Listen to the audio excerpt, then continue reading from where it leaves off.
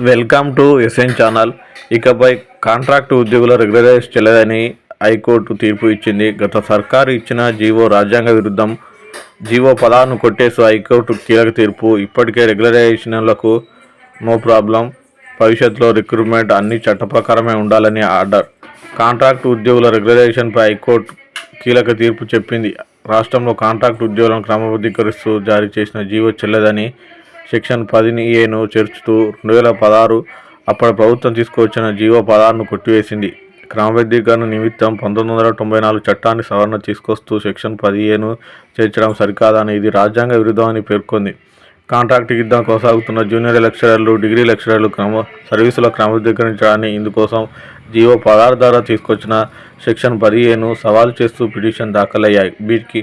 వీటిపై justice సుయేజ్పాల్, justice Namavarapu రాజేశ్వరరావుతో కూడిన ధర్మాసనం మంగళవారం విచారణ చేపట్టింది. పిటిషనర్ తరపు న్యాయవాదులు వాదనలు వినిపిస్తూ 2022 నుంచి జూనియర్, డిగ్రీ లెక్చరర్ల అధికారులు దొడ్డిదారిన నియమించారని తెలిపారు. కాలేజీ డెవలప్మెంట్ కమిటీ కింద కాంట్రాక్ట్ నియామకాలు జరిగాయని, అనంతరం ఉద్యోగాలను రెగ్యులరైజ్ చేశారని పేర్కొన్నారు.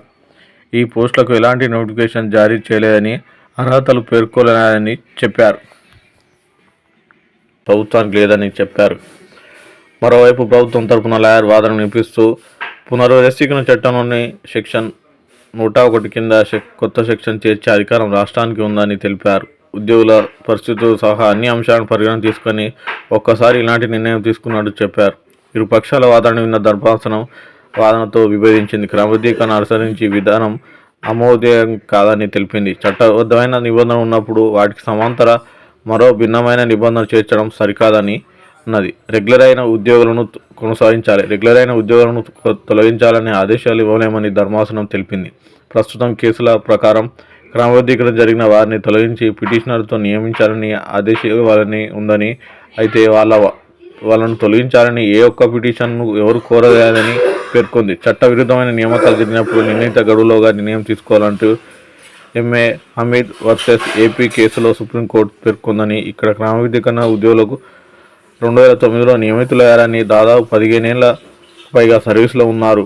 అధికరణ 2026 కింద హైకోర్టు విచక్షణాధికారంతో ప్రయోజనాలు దృష్టిలో ఉంచుకొని నిర్ణయం తీసుకోవచ్చు అని వెల్లడించింది. ఇప్పటికే క్రమబద్ధీకరించిన ఉద్యోగులను తొలగించరాదని ఆదేశించింది. మరిన్ని అప్డేట్ కోసం ఎస్ఎన్ ఛానల్ సబ్స్క్రైబ్ చేయండి. Thank you.